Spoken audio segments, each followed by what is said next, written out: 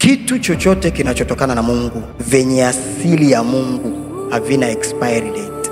Vitu vyote vitapita, bali neno la Mungu litasimama siku zote.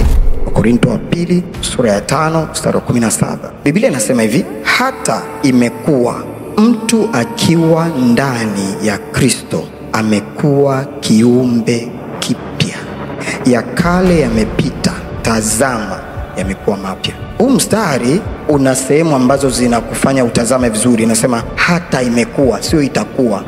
Imekuwa tayari, iko settled. Wale tuliomwamini Kristo tunaweza tu tukakutana au tukaweza kushika au kuexperience huo uhalisia endapo macho yetu yatautazama au macho yetu yatatiwa nuru. Alifanya utazame ili uweze kuexperience, kwa sababu bila kutazama, bila kuonelea hivyo, bila kuona, haiwezekani kuweza kuexperience kile. Nikakupa kitu ambacho hujakiona, sasa utawezaje kukiexperience? Utawezaje kukitumia? Kwa hiyo neno la Mungu linatutazamisha uhalisia wa kile tulichonacho tayari, lakini ulikuwa hujakiona. Sisi tulioko ndani ya Kristo tuna mambo mengi ambayo tuko nayo ila hatuyaoni, ila neno la Mungu linatuonyesha na tutazamisha na kuonyesha kwamba tazama sasa hiki hapa vile ulivyo, kile kilichokutengeneza. Mikono ya Mungu ilitumia malighafi Yesu kukutengeneza wewe. Yani raw material ni Yesu Kristo.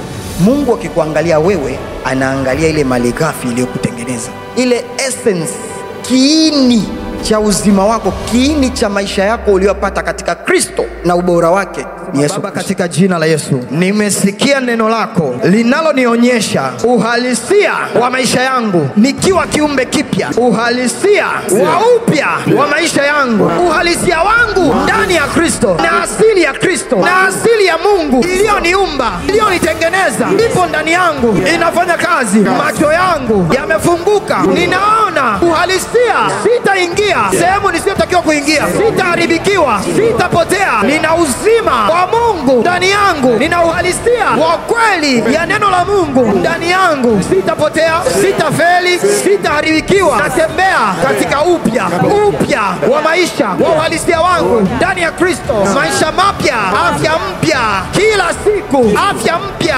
uzima mpya, utukufu mpya. Tangu sasa natembea katika upya wa maisha yangu.